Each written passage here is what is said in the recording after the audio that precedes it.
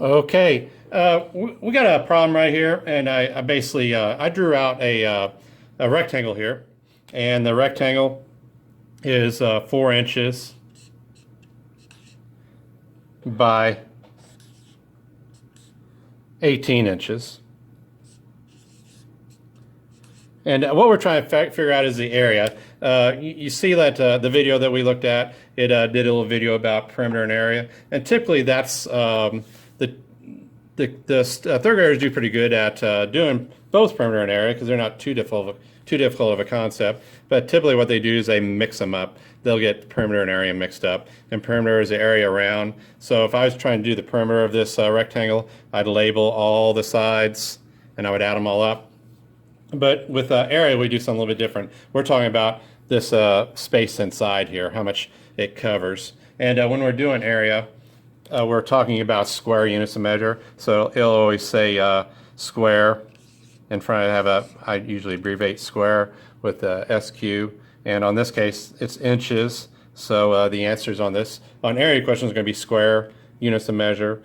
Sometimes you'll see square units, or it could be square feet, or we'll do one later on about square centimeters, but it's always square units, and it's about what it takes to cover it up. So I'm going to go ahead and I've got some tiles right here to cover this with. I'm going to scoot them down here to cover my my area right here. And you can see I'm covering the entire thing. These are square tiles, and they're covering the whole area of that right there. Let's scoot these down.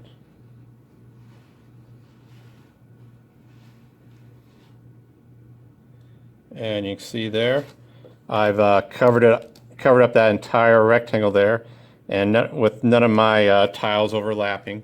So you can see that I cover that entire area. If I wanted to figure out what the area of this is, I could just go ahead and count all these tiles up. And I'll go ahead and number this real quick. So I've got 1, 2, 3, 4, and by 18. And I won't label 18, but it's 18 all the way across. We'll count them real quick. 1, 2, 3, 4, 5, 6, 7, 8, 9, 10, 11, 12, 13, 14, 15, 16, 17, and 18. So you can see it. The dimensions of my rectangle are 4 inches by 18 inches. And there's a little trick that I used to coach a mental math UIL group back when I was a fourth grade teacher, and it's a little trick to your multiplication facts, because typically we're not memorizing our 18s, or we're not going to skip count by 4 18 times. And as of right now, we haven't really talked too much about that algorithm to do a 2-digit by 1-digit multiplication problem. But there's a way you can kind of do this in your head. So if I take 18 right there and I cut it in half, that would be 9. And basically, I'm going to change my problem. My problem is going to be, instead of 18, it's going to be 9. And if I take and cut 18 in half, that means I'm going to have to double my 4, so that'd be 8. And I can do the multiplication fact 8 times 9. That's going to be one of our multiplication facts that we memorized this year. So I'm going to show you what that looks like in my area model, though. So I can do it without messing it all up. So I scoot this down.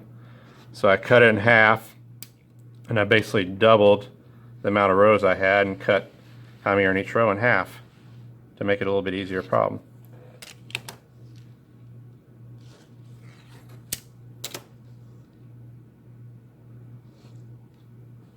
So now, instead of having 4 rows of 18, I'm going to have 8 rows. So 5, 6, 7, and 8 with 9 in each row. So that's 1, 2, 3, 4, 5, 6, 7, 8, and 9. And I can, we memorize our 9 facts, and I showed you a little trick to do your 9 facts too with your fingers. So that's 1, 2, 3, 4, 5, 6, 7, 8, 8. So if I tuck in my 8th finger, that means 9 times 8. So I did the community property. So instead of 8 times 9, I did 9 times 8. 9 times 8 is 72. So that means that the area of my my rectangle is 72 square inches.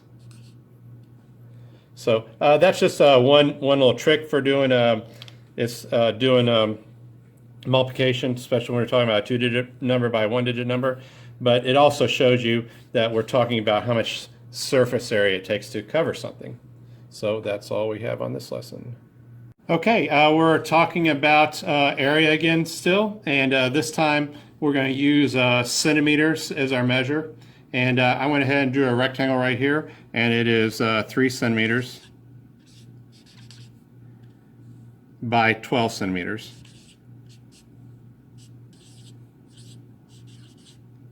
So we're talking about the area of it, and like I said in the previous video, we're looking at the area, what it takes to cover this rectangle. If it's a perimeter problem, we go ahead and label all 4 sides and add them all together. But what we're trying to figure out is how many square units it takes to cover that. And when we do area, okay, it's going to be a square. It's always going to be a square.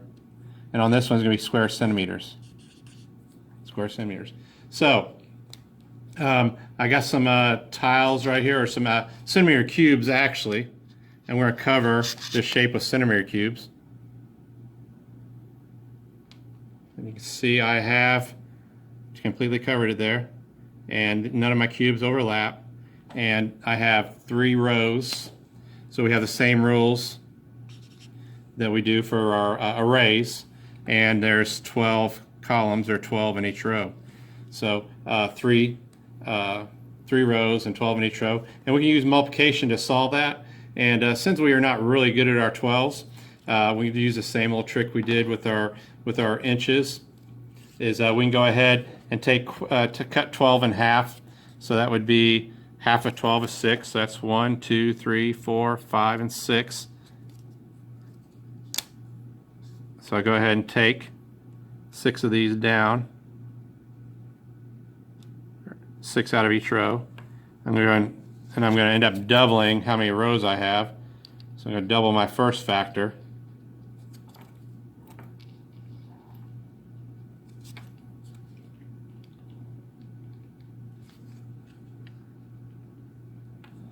Okay, so now instead of having 3 rows, I've got 6 rows. So I've got 1, 2, 3, 4, 5, and 6, and there are 6 columns because half of 12 is 6. That's 1, 2, 3, 4, 5, and 6.